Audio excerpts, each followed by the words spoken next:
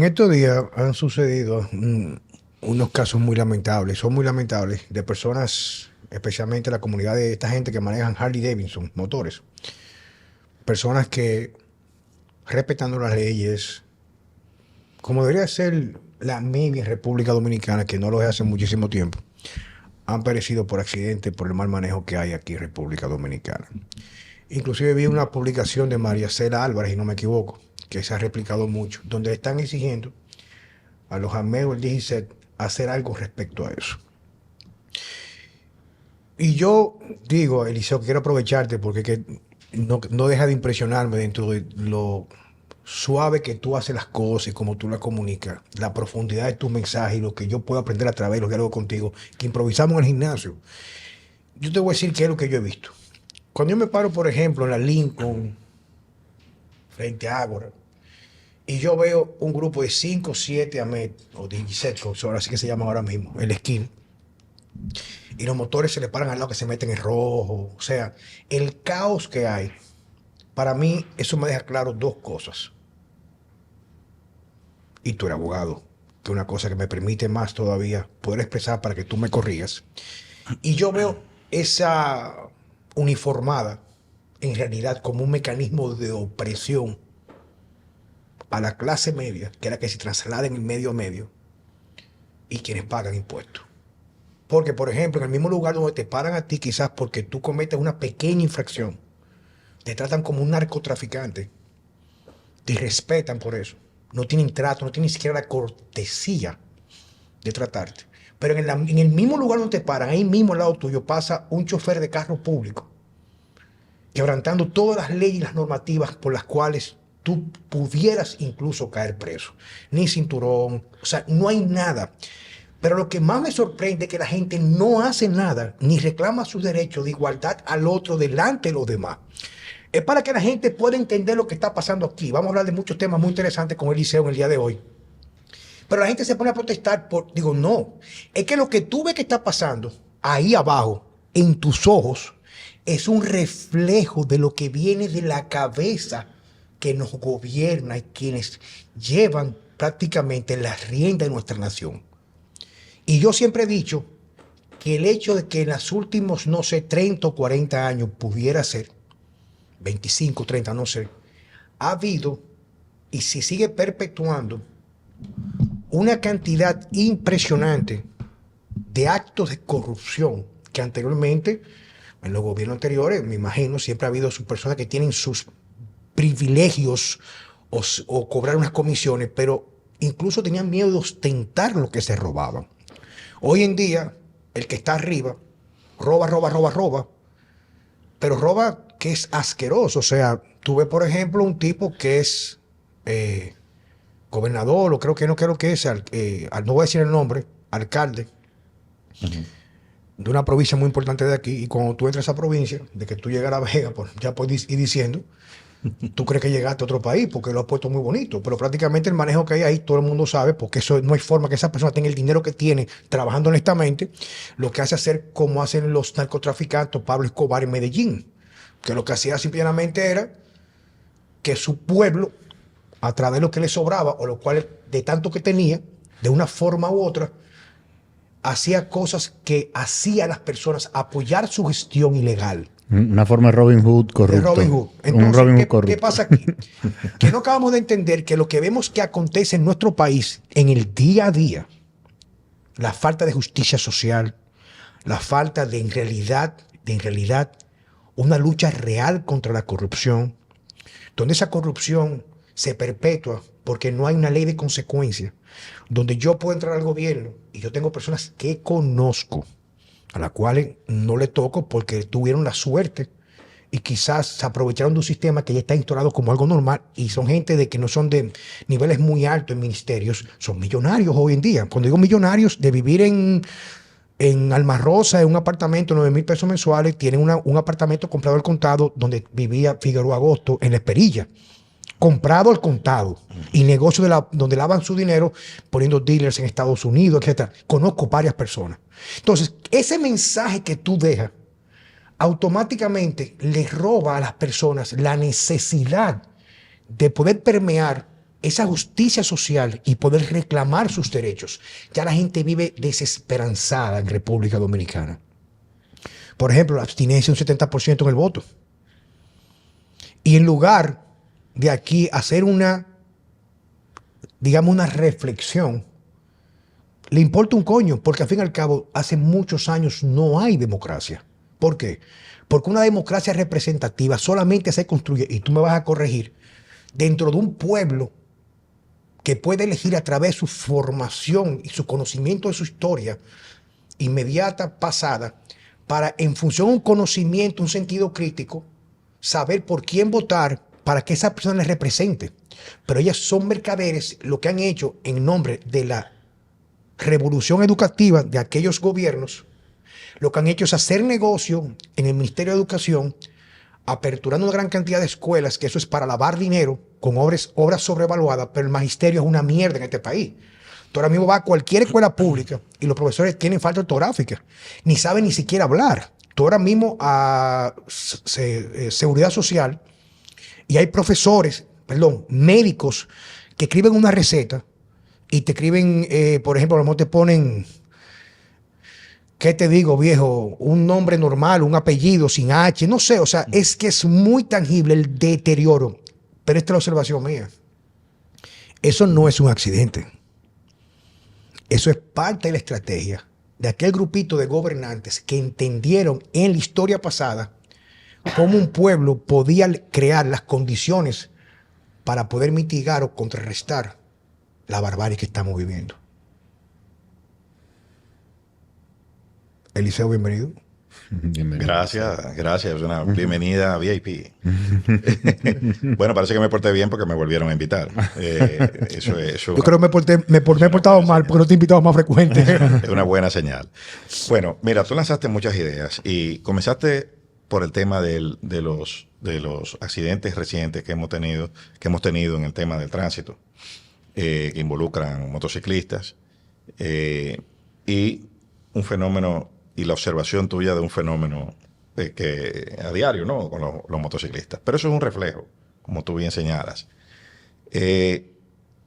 Nosotros tenemos problemas que desbordan nuestra capacidad de respuesta como sociedad.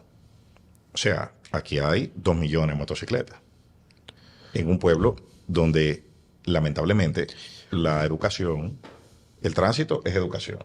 O sea, reglas que se enseñan desde pequeños, reglas que se enseñan en la casa. Deja que pase el primero, deja que llegue a tu turno. ¿Entiendes? Entonces, nosotros tenemos, la intervención nuestra tiene que ser desde ese nivel muy primario.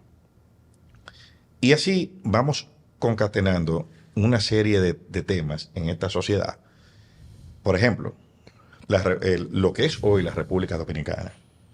En el siglo XIX, siglo XVIII, siglo XIX, era el territorio de la región del Caribe donde había más personas de color libres. Y ese es... De color libres. Libres. O sea, más personas, mulatos, afroamericanos, más negros, personas de color eran libres. en estado de libertad, Ya, para okay. decirlo así.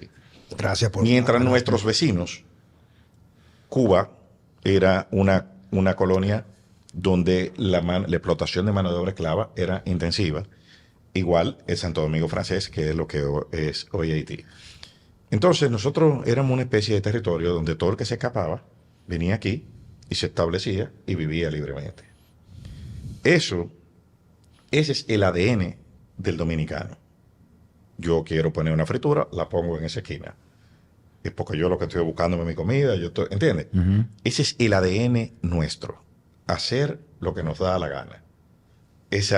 Y eso es lo que se transfiere a todo el quehacer de la vida dominicana. Los únicos momentos donde aquí ha habido orden es cuando hay fuerza, cuando hay coacción o coacción física. Tú sabes que, para corroborar contigo, yo tenía una clienta, creo que hace ya 20 y pico de años de eso fue cerca del 2003, 2002, Verónica Fuente, argentina. Ella me decía, maestro, el acento que utilizaba ellos, a ver si recuerdo, maestro, los países latinoamericanos no están hechos para la democracia. No. Necesitan gobierno de facto patriotas. es la única manera de poder hacer crecer un país, porque nuestros pueblos no están educados para autodeterminar su futuro. Ahí te voy a decir, ahí voy a apuntalar eso que dices. ¿Qué es la democracia? O sea, ¿cuáles son los supuestos de laboratorio en lo que se elabora el concepto de democracia? Bueno, la antigua Grecia es la cuna de la democracia, que tiene su base en postulados filosóficos. Todos hemos oído la palabra aristocracia en algún momento. ¿Qué es la aristocracia? Bueno, es un gobierno de los más capaces. Es la primera versión de la democracia. ¿Dónde se da la democracia? En las polis. Las polis eran las ciudades. Pero no todos los que vivían en las polis tenían derecho a elegir, o sea, o a tomar decisiones. Más bien, eran solamente aquellos hombres, las mujeres no tenían derecho, y los campesinos tampoco, ni los esclavos tampoco. O sea, era una serie, eran los hombres libres. ¿Pero qué era un hombre libre? Un hombre libre era un hombre, literalmente, un varón, que era dueño de medios de producción y que no tenía que vender su capacidad a otro. O sea, fíjense cómo el o sea, círculo... que marca la libertad. Porque si tú puedes hacer eso, tú no tienes una dependencia. Exactamente. Si tú tienes que ir a que otro te contrate y te pague, tú no eres libre. Tú tienes que tener medios de producción propio y no tener que alquilar tu tiempo a otro. Entonces, ese era el supuesto bajo el cual la democracia funcionaba. Obviamente, eso le atribuía al pueblo una serie de virtudes, porque era por eso que la gente entiende que el pueblo es sabio, que el pueblo es bueno. O sea, no, es el pueblo al que se refería ese concepto. Fíjense que después de la antigua Grecia, la palabra democracia desaparece del vocabulario político y resurge con la Revolución Francesa y con la Revolución Norteamericana, 1776, 1789. La Revolución Francesa, que pasó por un periodo de tiranía también, no siempre fue democrática. Hubo un periodo de violencia, con Robespierre, y los jacobinos, los girondinos. Sí. ¿Entiendes? Eso pasó por un periodo despótico. Pero esa palabra reaparece ahí. ¿Y cómo reaparece? Los Estados Unidos, que es uno de los grandes aportes a la política mundial, es construir las teorías de representatividad. O sea, el senador, el diputado. Pero ¿cómo se construye esa teoría de representatividad? En base a la homogeneidad de la representación. Por ejemplo, en el siglo XVIII, si usted era de San Juan de la Maguana y era varón, muy probablemente usted haya sido agricultor. Era fácil elegir un representante. El representante era un agricultor. O sea, era mucho más homogéneo. A medida que los núcleos poblacionales se fueron haciendo más diversos, la representatividad se fue volviendo más compleja. Hasta que llegamos a donde estamos. ¿Dónde estamos ahora? Que tú no conoces quién te representa. Viejo, pero... Tú no sabes quién es. Pero que una cosa... Tú sabes, te voy a hacer una observación. Una de las vainas que más me revoltea el estómago, pero me da coño una náusea, loco, y hasta la mierda se me quiere salir cuando yo cojo la carretera, loco. Y tú ves todo esos letreros de políticos. Es una churreta, viejo. O sea, tú ves político, y un gobierno que tiene que vender a través de publicidad sus logros, porque sus logros no están a la vista de nadie. O sea, tú vas caminando bien. Tiene que decir qué está haciendo. O sea, que la gente vea que está porque no está haciendo nada. Entonces, yo lo que digo es tan tangible y palpable de que hay una necesidad de una nueva camada de comenzar a escalar en posiciones porque es algo tan lucrativo, viejo. O sea, yo digo siempre, o sea, y yo trato de fijarme mucho en los resultados. Esa parte la hablamos tú y yo en el gimnasio. Yo soy mucho de resultados. ¿Qué es para mí resultado? A mí no me habla a mí de que si izquierda, si derecha, si del centro derecha, centro izquierda. El dominicano está comiendo, hay justicia social, hay educación. Ahí voy. Porque anteriormente, por ejemplo, yo te puedo decir que yo viví pleno los 12 años del gobierno de Joaquín Balaguer, con todas sus mieles y sus cosas buenas, y todo lo que pudo haber pasado. Pero aquí tú dormías con la puerta abierta. Por ejemplo, los mejores hospitales de República Dominicana es el hospital militar. Pero la gente dice que eso no era una democracia, sino una Pero- demodura o pero, una dictadura. pero tampoco ahora no Demodura, pero, dictadura. pero ahora tampoco Democracia tenemos dura, ahora, dictadura blanda. ahora tampoco tenemos democracia. Cuando tú ves personas que hace 4 o 6 años eran gentes, coño, con digamos, un levantamiento de dignidad a no la corrupción y se venden porque por la plata vale el mono. Ahora tú lo ves que están en un partido muy específico porque esa hay posibilidad de ganar. Pero no es el tema de ahora, pero déjame decirte. En esa época, viejo, el resultado, o sea, lo que diferenciaba usualmente las clases sociales no era la falta de comida o no, o la falta de educación, donde anteriormente las escuelas públicas prácticamente no existían las escuelas privadas. Habían unas o dos. No es que no habían, pero las escuelas públicas tú salías perito en tal cosa, tú salías preparado para la vida, con una formación. Viejo, yo me montaba en bicicleta con un carajito de 7, 8 años, cruzaba el puente y me daba así, pedía en cualquier casa, pedía agua y me la daban. No había falta. O tú eras un campesino que nunca fuiste a la escuela, pero el que iba a la escuela tenía una ortografía perfecta, una caligrafía. O sea, había algo que tú podías percibir de que había un bienestar. Por ejemplo, el caso de Nayib Bukele. Todo lo que tú quieras. Ah, que no me gusta. Pero no te gusta porque, o sea, quiere decir que te gusta esta mierda que estamos viviendo. O sea, esta basura, esta letrina, te gusta. Porque si tú me dices a mí, ¿qué tú estás supuesto o qué tú estás dispuesto a ceder para ganar otra cosa? Pero aquí no tenemos nada, viejo. Ya la mamá de mi hija Diana salió, que vive aquí en una esquina de aquí, a las 27, 8:30 de la mañana y la atracan. Pero entonces pasa que tú no puedes confiar en nadie. Tú no puedes confiar en la policía, tú no puedes confiar en nadie. O sea, dime, explícame, según lo que tú entiendes, una persona como tú que ha estudiado de fondo todos estos fenómenos y la parte filosófica, política, de derecho. Dime tú, no sé si Chico quiera... No, yo quería volver un poco al tema de que, o sea, tú no sabes quién te representa. Y, por ejemplo, en Estados Unidos, aunque no es un sistema perfecto, yo veo que la gente sí sabe quién, incluso cuando hay ciertos temas, la gente le escribe a su senador o a su representante. A su representante.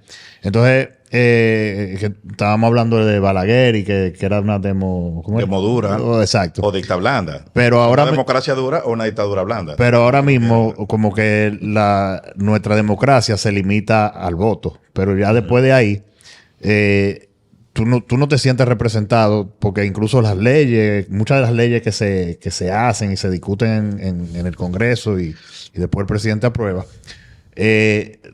tú sientes que no son a beneficio tuyo, ¿tú me entiendes? O sea, a beneficio de ellos, un grupito, loco, o sea. Murphy decía que a la gente le gustan las leyes y las salchichas y es porque no ven cómo se hacen. Estuvo buena esa. Hay dos fenómenos que corren en planos perpendiculares, que son la representatividad, por un lado, va hacia un lado, y la participación va hacia el otro lado. Entonces, dice el profesor argentino Roberto Gargarella, dice que el ciudadano en Latinoamérica tiene el voto sobrevalorado. O sea, la gente entiende que su única obligación es votar. Y el voto es un premio o es un castigo. ¿Entiendes? Entonces el voto está instrumentalizado, por eso la gente lo vende. En estos sitios se compra mucho voto con estímulos, no necesariamente directos, con un sistema de ayudas sociales que están conectadas al voto, un sistema de participación en el Estado conectado al voto, con empleo. O sea, hay un altísimo porcentaje de votos que es movido por ese tipo de cosas o por la posibilidad de que te las den. Entonces, cuando tú ves eso en una sociedad, lo contrasta con que la masa crítica se aleja de la participación electoral, que fue lo que Juan Carlos dijo anteriormente, que teníamos un tema de baja participación, y es porque la masa crítica, fíjense que la abstención en los centros urbanos, donde hay mayor poder adquisitivo y mayor nivel educativo, fue más alta.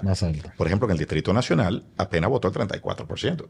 Lo que pasa es que, y perdón que te interrumpa, o sea, hay un tema que me imagino que tiene que ver con lo que tú estás diciendo, y es que llega un momento que tú de verdad no sabes por quién tú vas a votar, porque tú dices, o sea, no hay una propuesta. No sé qué es lo que él promueve. Al final, y como tú mencionaste, que el voto es un premio, un castigo. Sí, un instrumento. Muchas veces cuando uno se anima a votar, es porque uno quiere que no gane alguien. Exactamente, No, para que no pierda. porque me interesa que gane el otro. Contra fulano. Exacto. Entonces, tú hablabas del ejemplo de Es Estados como buscando el menor de los males. obviamente, el menos No es mejoría, sino el menor de los hablabas de males. Estados Unidos, que es un sistema sui generis. Estados Unidos. En Estados Unidos hay una cultura, ciertamente, de escribirle cartas a sus representantes y eso, pero cuando tú vas a los números, quienes ejercen ese derecho es una minoría ínfima que no representa absolutamente nada. Pero en Estados Unidos hay manipulaciones, hay un fenómeno que se llama el gerrymandering. En Estados Unidos hay unos mapas electorales y obviamente, en función al mapa, es que se elige la representación. Representantes, los senadores son por estado, ahí no hay ningún problema. Son 2 por estado, son 100. Pero los representantes, que es el equivalente a los diputados, se eligen por distritos. Y esos distritos se cambian en cada proceso electoral. Tú corres la frontera para acá, para allá, porque cada estado en Estados Unidos, los 50 estados, tienen leyes electorales diferentes. Esa es la complejidad del sistema. Y lo veo como una belleza, lo veo, en cierto modo. Bueno, sí y no, porque no es confiable. O sea, por ejemplo, Iowa no sabe lo que hace Ohio. O sea, no tiene ninguna injerencia. Colorado no sabe lo que hace Michigan. ¿Entiendes? O sea, y todos están eligiendo al presidente de forma simultánea. ¿Entiendes? O sea, Entiendo. eso es un problema que se concibió así porque los Estados Unidos están formados en base a la desconfianza mutua entre los estados. ¿Entiendes? ¿Cuál era el postulado filosófico primario? ¿Por qué los Estados Unidos, por qué los americanos tienen la segunda enmienda donde todo el mundo puede tener su arma de fuego? Es una de las vainas que más me gusta a mí, viejo. O sea, Sí, pero hay gente que lo cuestiona eso, sí, pero que lo discute. te voy a dar un ejemplo. Yo cuando fui a España, hace 20 y pico de años, yo te pensaba comprar una casa allá en los picos de Europa, una casa de campo choza. Sí, yo me acuerdo, tú me hablabas. Yo te lo mucho. comenté. Y le digo yo a un amigo mío, mire, ¿cómo uno compra un arma de cacería? Tú eres loco, tío. Eso es, aquí somos civilizados, tío. Aquí esto es un país, tú eres loco, tío. Eso es Estados Unidos, que es una mierda. Y cuando comenzó la pandemia, que te daban hasta palo para ponerte la vacuna y la mascarilla, le digo, toma por el culo bicicleta, ¿verdad que sí? Tú no puedes hacer eso en Texas. Tú sabes que O sea, el de los 10 países que tienen más armas de fuego per cápita del mundo, o sea, 9 están en Europa. sí, Suiza, ¿de qué alguno? Suiza, los suecos, Austria, pero Sí. lo que te quiero comentar es que la gente se ha vertido a pensar más, o sea, usualmente en la globalidad y no en la individualidad. Cuando tú puedes crear una mejor globalidad apostando a una mejor individualidad. Yo tengo arma de fuego desde que tengo 18 años y yo me protejo y yo no ando con una pistola para arriba y para abajo. O sea, yo lo que estoy explicando es, por ejemplo, es un derecho que me No, asiste. yo en 20 años yo creo que yo te la he visto como 2 veces, ¿no? Y yo siempre ando con ella para arriba y para abajo. Entonces, lo que me estoy refiriendo es, y yo soy un tipo que soy amante y yo me entreno. Yo voy todos los años a un lugar de entrenamiento para militares que yo pago con mi cuarto en el desierto de Nevada. Y es una vaina impresionante, o sea, porque es una habilidad. Entonces me permite tener seguridad. Entonces, a lo que me quiero referir con todo esto, cuando hablo de la segunda enmienda, que inclusive lo he dicho muchas veces con mis amigos, este es un grupito de amigos que son redneck, todos ex militares, pilotos de Harrier, como mi amigo Brett, mi amigo Mike, etcétera, que son con los que me voy de tiro y de cacería, que yo le digo, ellos dicen, oye bien, escucha esto, la última frontera de la implementación del globalismo como dictadura es la segunda enmienda en Estados Unidos. Claro. Y te voy a explicar por qué. ¿Tú sabes por qué? Porque si todos vivimos, bueno, vamos a suponer que vivimos, por ejemplo, decirte un ejemplo, vivimos en Los Prados o en la Castellana, pero ahí todos somos patriotas, sabemos nuestro derecho, conocemos nuestro derecho, nuestra constitución y portamos de forma legal armas de fuego con capacidad para protegernos. El gobierno no puede venir a darnos por el culo. O sea, si yo no quiero vacunar a un hijo mío o yo no me quiero vacunar, no me puede buscar con la policía con macana, que es lo que pasa en Canadá, que es una dictadura, es una tiranía, como está pasando ahora mismo en otro lugar del mundo. Entonces, ahí que yo me pregunto, ¿hasta dónde la estupidez del ser humano le va a permitir a ellos cada vez ceder más sus derechos fundamentales para apostar, como tú dijiste al principio, en su libertad?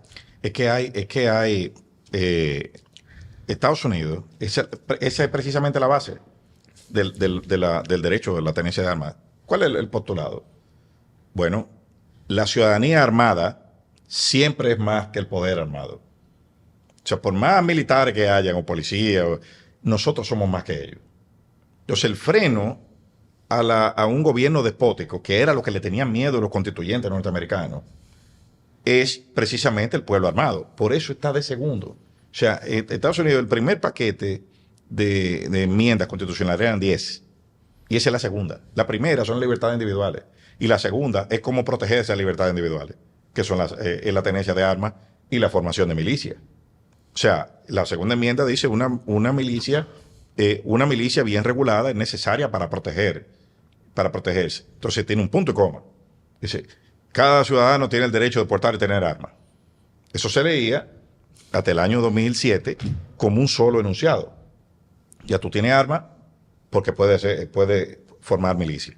¿Qué pasa? Que Antonin Scalia, el juez de la Suprema Corte de Justicia norteamericana, dijo, no, pero es que son dos derechos. Hay un punto y coma, son dos enunciados. Hay un derecho a formar milicia y uno a tener armas. Y entonces, ahí es que comienza el proceso de armado de la sociedad. O sea, cuando se aisló el derecho a tener armas como un derecho individual, inmediatamente la venta de armas, porque todos los estados tuvieron que garantizar a cada ciudadano el derecho a tener armas. Eso es tan fuerte en Estados Unidos que el presidente Barack Obama, cuando estaba saliendo de su mandato, emitió una orden ejecutiva prohibiendo tener armas, acceso a armas de fuego a personas que estuviesen deshabilitadas para cobrar sus cheques de la seguridad social por temas mentales.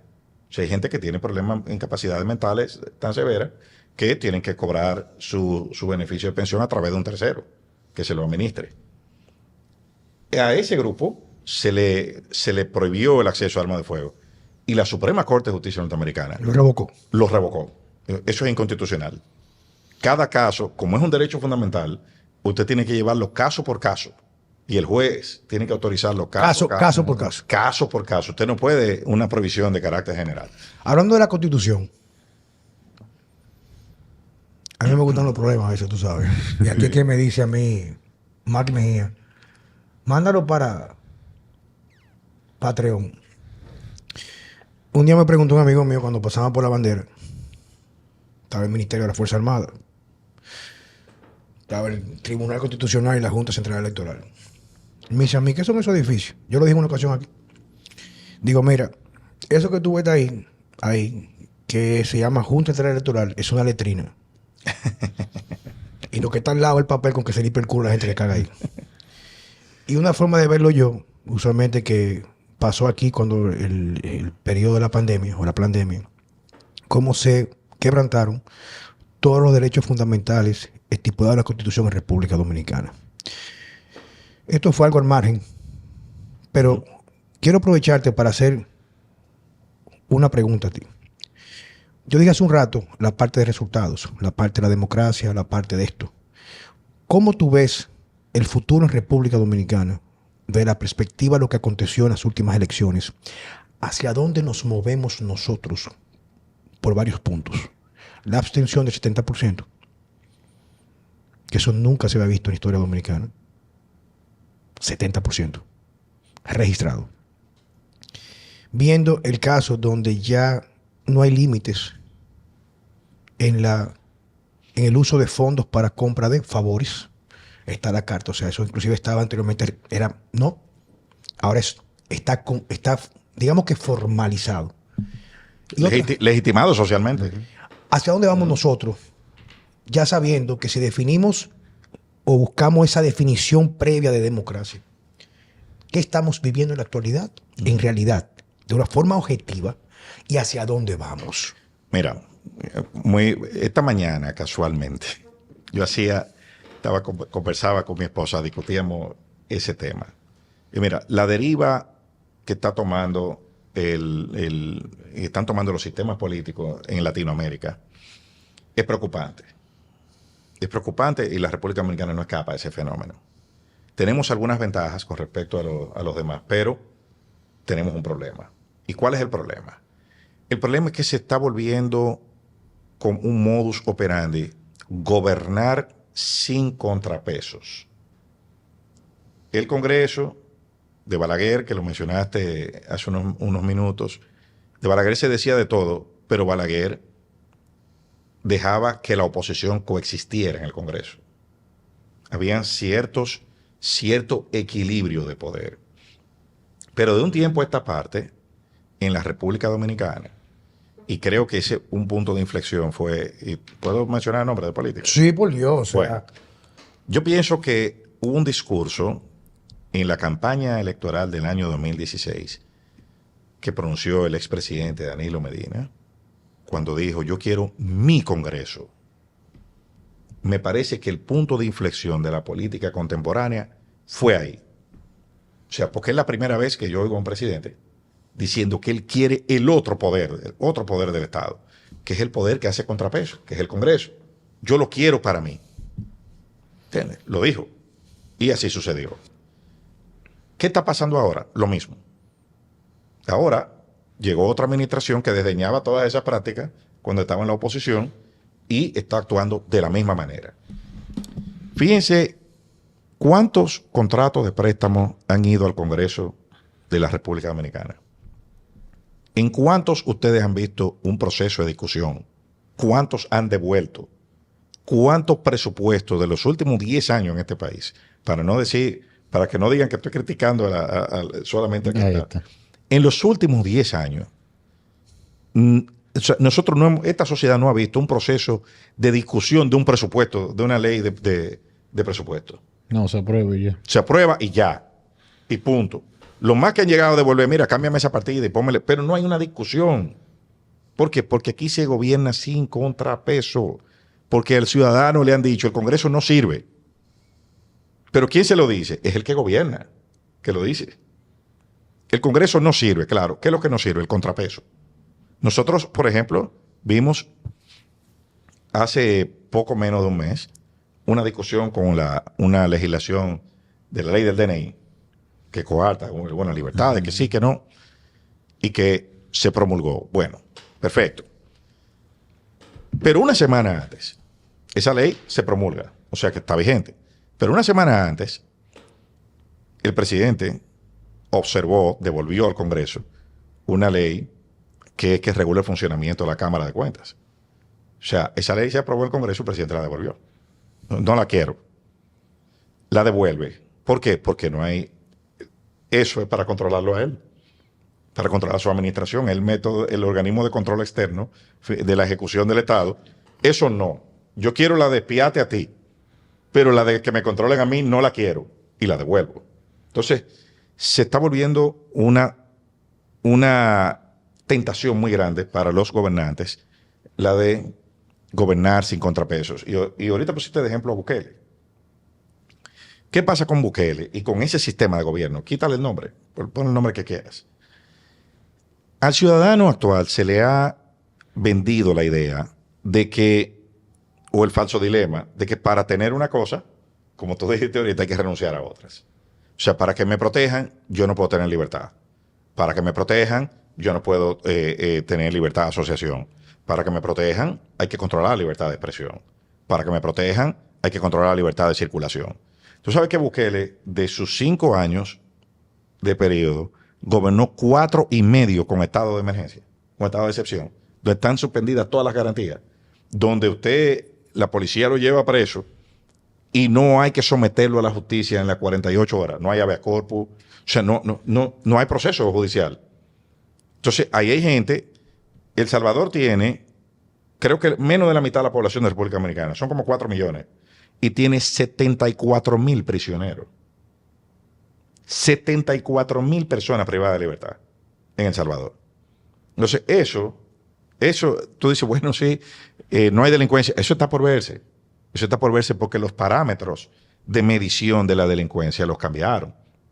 Tú sabes que cuando matan a una persona por ejemplo, en El Salvador, para considerarlo como un hecho, si la policía lo mata, no es delincuencia. O sea, eso no entra en las estadísticas como delincuencia. Es cuando la persona pierde la vida en un suceso atribuido a la delincuencia. Por ejemplo, si tú tienes un problema con un vecino y el vecino te quita la vida, tú se la quitas a él, eso tampoco se cuenta en las estadísticas. Eso no es homicidio. ¿Entiendes? Entonces, la historia muchas veces no es como es como te la cuentan. Por eso decía, y que Juan Carlos puso un ejemplo de cuando pasaba por frente a la Junta Central Electoral, Stalin decía, yo no creo en elecciones porque los votantes no deciden nada, de quienes cuentan los votos son los que lo deciden todo. O sea, porque no es lo que pasó, es lo que te dicen que pasó. Entonces, esa versión es sesgada. Pero hay una tentación muy grande. Nosotros en República Dominicana, porque la pregunta fue ¿para dónde vamos? Perdón, un pequeño paréntesis. Eso que tú dices, incluso es parte del libreto, ¿verdad? Yo creo un miedo. Claro. Y la gente me pide que le resuelva ese miedo a cambio de su libertad. Por ejemplo, Daniel Noboa, presidente de Ecuador, ¿con qué se enfrenta? ¿Cómo es electo? Es electo en un proceso sui generis para terminar el mandato de su antecesor. Llega, gana con una mayoría precaria en una segunda vuelta, pero inmediatamente gana.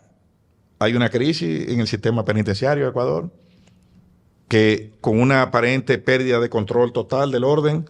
Entonces, ¿qué justifica eso? Bueno, ahora vamos a entrarle a todo el mundo. Narcoterroristas, le dice a todos los individuos. Y hay una cacería de brujas. ¿Pero por qué se da eso? Bueno, recuerda que Ecuador utiliza el dólar y está prácticamente al lado de Colombia.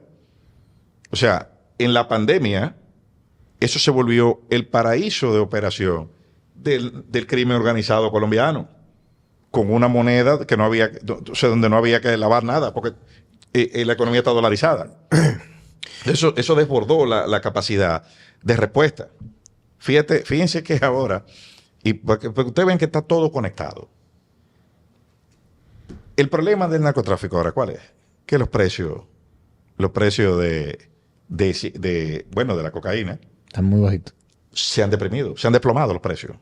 Y eso está trayendo un problema de inestabilidad política en Sudamérica y en Centroamérica, que es una cuestión alarmante. Porque ellos lo financiaban, loco. No, porque se han eficientizado los métodos de producción y de transporte y han inundado el mercado. Además de que ya hay una competencia con otras drogas, como el fentanilo, que son mucho más baratas. Son sintéticas. Y son sintéticas. Entonces ya tú no necesitas, para producir fentanilo, tú no tienes que sembrar nada, ni cultivar nada. Una cocina, tú montas y por ahí comienzas a producir. Y en un bulto tú llevas dosis para cientos de miles de dosis.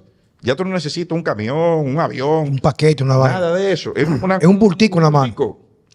Entonces, y eso ha bajado los precios y ya tú sabes, una verdadera pandemia en Estados Unidos. Pero fíjate cómo tú nos estás ilustrando a nosotros con una gran cantidad de información importante. O sea, cosas, por ejemplo, que yo desconocía. Claro, yo puedo ver el deterioro que hay social, la letrina que estamos viviendo, la basura. Pero yo te pregunto, ¿hacia dónde vamos? Porque todo eso que pasa, todo lo que pasa, es resultado de la corrupción gubernamental y la ley de no consecuencias. Ahí es que voy. ¿Tú sabes por qué? Porque la culebra se mata por la cabeza. Ahí voy. O sea, cuando yo tengo, y a mí me dijo una vez una persona que yo admiro mucho, que es el señor Darío Lama, no hay malos empleados, sino son malos jefes. O sea, de que yo soy una persona que yo permito que la corrupción de forma rampante y asquerosa va arropando cada estamento del gobierno, el Estado y la sociedad. Automáticamente lo que se necesita como base para poder repeler desde un punto de vista individual la corrupción, la drogadicción, la prostitución, la pedofilia, como tú lo quieras llamar, ¿de dónde viene? Es del principio individual de cada quien. Pero hoy en día la individualidad se ha relegado por la globalidad, donde lo más importante no es el fundamento de crear individuos sanos con criterios, principios básicos, sino somos lacra y basura. Porque te voy a decir una cosa. Para mí, el crimen de cuello blanco deberían ser todos ejecutados. Deberían de ser. Bajo un sistema, me refiero. No. Por toda una cosa, o sea, ahora mismo, ponen una bandeja de droga ahora mismo ahí. Y se puede podrir porque a mí no me interesa. Pero cuando un enfermo, una mujer de edad, en este país un pobre, le dio un cáncer y lo que le queda es morirse. Pero el dinero del cáncer estaba ahora mismo ahí. Pero se lo está disfrutando un senador y su secuela de delincuentes lo están disfrutando. ¿En qué? En aviones privados. Vivir como si fueran de la realeza. Y todos son unos genocidas. ¿Qué es el genocidio? Un día me dice a mí una exfuncionaria del gobierno de PLD, muy querida por mi familia, que tuvo un ministerio. No, porque cuando Joaquín Balaguer, y no estoy defendiendo esa vaina, porque no hablen mierda después. No, porque que si yo cuánto una dictadura, está bien. Pero ¿cuántos estudiantes comunistas mataron en los 12 años? 1000. No, 1000. 500. No, 500. 200. No, menos de ahí. Digo, ¿cuántos niños han muerto que nacieron y murieron porque un dinero que se pagó por una incubadora se pagó y la incubadora se pusieron vacía para la inauguración del hospital, pero no servían? Entonces esos niños que mueren diario, tú sumas todo eso, ¿cuántos niños han muerto en nombre de la democracia y la impunidad del senador o los senadores congresistas? Entonces, ¿qué es peor? ¿Qué nos lleva a nosotros? El deterioro real de nuestra sociedad. Entonces, ¿qué le espera a República Dominicana cuando tenemos una clase política? Me imagino que habrán sus excepciones, donde ellos mismos legislan para proteger su corrupción y el dinero mal habido. Porque yo no he visto un caso, una fortuna hecha como la han hecho, que se ha recuperado. Coño, es muy bueno. Yo tengo trabajando como, no es el término correcto, pero como un hijo de la gran puta. Y pagando unos malditos impuestos que yo no recibo nada de eso. En los últimos 20 años yo no tengo nada. Pero ahora mismo yo con una posición política, a veces no ni siquiera muy elevada, y yo salgo millonario, viejo, de ahí. Juan Carlos, hay dos grupos. Y ostento mi dinero. Y si hay un proceso en el cual a mí me someten, eso es parafernalia y eso es pan y circo para la plebe, porque no me quitan nada. Y si me condenan en Najayo, escúchame, Fausto, me llevan los cueros, tengo un gimnasio, tengo un entrenador, tengo un bar, tengo un chef. Entonces, ¿cuál es la justicia real? Cuando yo digo que la base de una sociedad es una justicia real, donde hay en realidad una empatía social, donde la justicia tiene que permear igual del que está arriba y el que está abajo. Ah, no, aquí es muy bien. Aquí hay dos gente que no pagan impuestos. Los mantenidos por el gobierno, los que están abajo, y los ricos de arriba, que aunque pagan, se lo devuelven con favores, dejándolo pasar furgones de baile, qué sé yo cuánto. Pues entonces yo pago impuestos, yo pago todos los meses $500,000 de pesos de anticipo, para que se lo, para yo pasármelo por el culo, pues no puedo hacer nada, pero ellos lo disfrutan. Entonces, ¿hacia dónde va nuestra nación? Olvídate de El Salvador. No es que nos olvidemos, olvídate de Estados Unidos. Porque el problema en República Dominicana es que los que tienen y pueden, tienen visa y se van. Coño, es muy bueno que se lleve el país el diablo. Pero si también la revienta mañana, yo tengo un apartamento en Miami, en Bricol, yo tengo un apartamento en tal lugar, yo cojo un avión privado, pues lo puedo pagar con los cuartos que me robé y me llevo a mi familia y el país se hunde. Entonces, el que puede resolver, no quiere resolver porque tiene visa. Pero el pobre que está en el medio, ya no solo el diablo, que no tiene nada que resolver. ¿Hacia dónde va República Dominicana? Cuando tú ves el desempeño económico de la República Dominicana, te das cuenta que los sectores que mayor riqueza producen son los que no pagan impuestos. Zona franca, turismo, agropecuaria. Todos esos sectores son los receptores de exenciones en mayor proporción. Entonces, aquí hay dos grupos, como tú lo dijiste, hay dos grupos que no pagan impuestos. Los muy ricos y los pobres, que no pagan impuestos, impuestos sobre la renta o sobre la riqueza, pues no tienen riqueza, obviamente. Entonces hay un grupo en el medio, que es donde estás tú, donde estoy yo, donde está Checo, donde estamos todos nosotros, que es el clase media que está formalizado. Ese paga, pero ese es un tercio. Es un tercio del universo. Entonces, es difícil. Si tú estudias la construcción de riqueza en la República Dominicana, tú te das cuenta que mucha gente se ha hecho rica, como tú dices, en el Estado, y el resto, ¿tú sabes cómo se ha hecho rico? Con el Estado. En el Estado estamos claros. O sea, es que es un sistema que está instaurado, señores. Entonces, voy a... ¿Hacia dónde vamos? Tú dices, bueno, el sistema, no queremos corrupción, no queremos, perfecto, nadie quiere eso. Ahora, tú tienes un sistema que te empuja a la ostentación. Tú tienes un sistema que te empuja al consumo.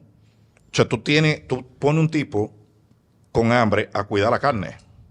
¿Entiendes? ¿Cuánto gana un ministro en República Dominicana? ¿Tú puedes pensar eso? Tú tienes una empresa, por ejemplo, que vende 100 millones de pesos anuales, que tiene 20 empleados, pero tú el jueves dices, me voy para la Romana con mi familia.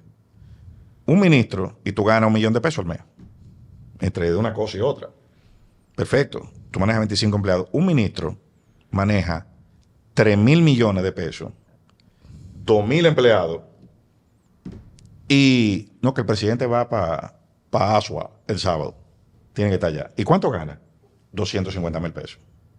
Entonces nosotros tenemos que empezar por sincerar las cosas en este país.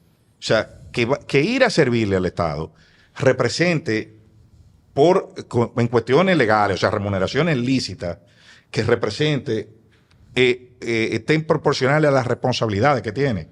Tú no puedes poner un tipo, general de brigada de un cuerpo castrense, o 60.000 pesos, y tiene 1.500 hombres de responsabilidad como comandante.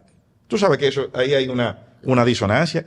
Y Balaguer, que hizo muchas cosas buenas en este país, y algunas malas también, porque gobernar es hacer y es equivocarse, es el padre de esa cultura de que al Estado se va a inmolarse. Cuando tú ves que, por ejemplo, en el gabinete actual hay unas cuantas personas que supuestamente eran muy ricos antes de llegar al poder, que no cobran su salario, que lo donan, preocúpate.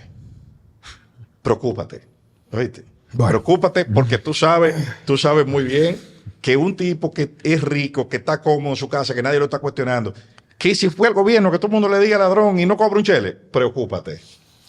Bueno, mira, viejo, te quiero dar las gracias por de nuevo tu participación. Yo creo que tenemos que hablar con la doctora Veridalia para que te inviten más regularmente. Así como nuestro siguiente invitado. Porque tú eres un conocedor. Fíjate cómo tú logras llevar lo que son las inquietudes o nuestra observación al fondo para poder entender el fenómeno por qué acontece. Eliseo, muchas gracias. Gracias a ustedes y a su disposición cuando me vuelvan a invitar. Aquí estoy. Por Dios. Señores, muchas gracias por estar hoy en día en Vida Sana con Juan Carlos Simón y Francesco Jeremías. Hasta la próxima.